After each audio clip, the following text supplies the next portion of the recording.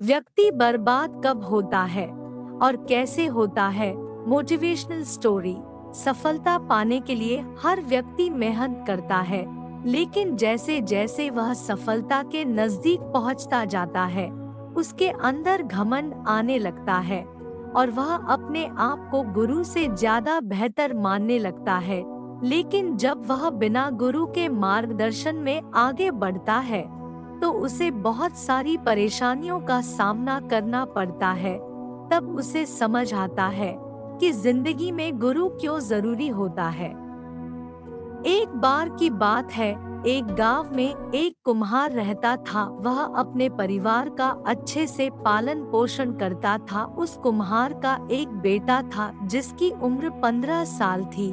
वह लड़का खेलता कूदता और पढ़ाई करता था और कभी कभी वह अपने पिता की माटी के घड़े बनाने में मदद भी करता था। जब लड़का घड़े बनाता था तो वह घड़ा अपने पिता को बताता और पूछता कि पिताजी घड़ा कैसा बना है।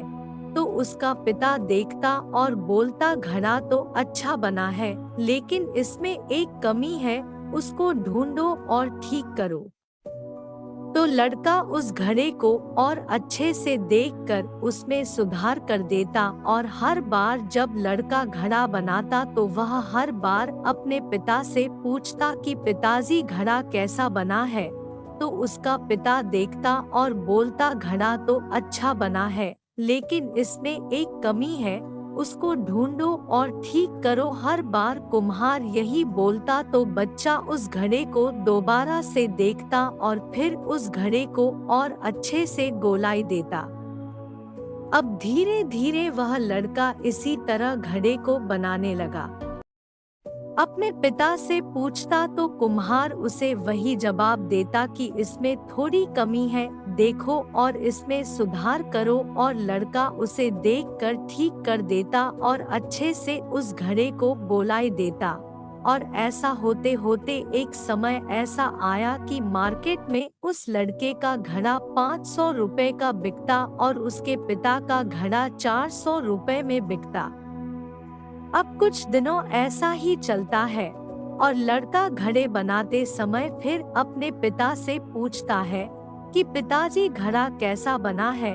तो पिता फिर वही जवाब देता है कि घड़ा तो सही बना है, बस थोड़ी सी कमी है, देखो और उसे सही करो।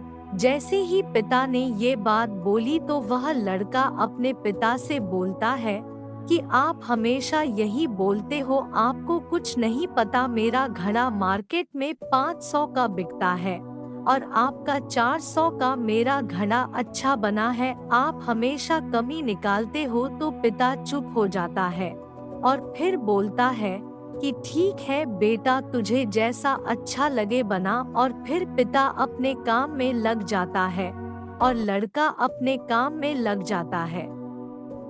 अब धीरे धीरे जो लड़का रहता है उसकी सेल गिरने लगती है, लेकिन जो पिता रहता है उसके घड़े अब भी 400 के ही बिकते हैं।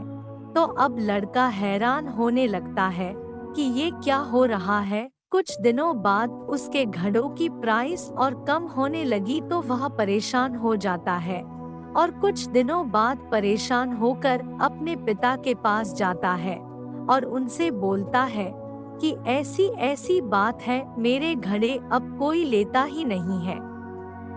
तो वह जो कुम्हार होता है वह अपने बेटे को बताता है कि ये जो तुमने मुझसे बोला था कि मेरा घड़ा इतने का बिकता है और तुम्हारा घड़ा इतने का, तो यही बात कुछ समय पहले मैंने अपने पिता से बोली थी, जिसकी वजह से मैं यहाँ तक सीमित रह गया, क्योंकि मैंने गलती की उस बात को समझने की। लेकिन तुम इस बात को समझो कि कोई भी काम हम करते हैं तो उसमें कुछ न कुछ कमी रह ही जाती है और उस काम को और अच्छे से किया जा सकता है।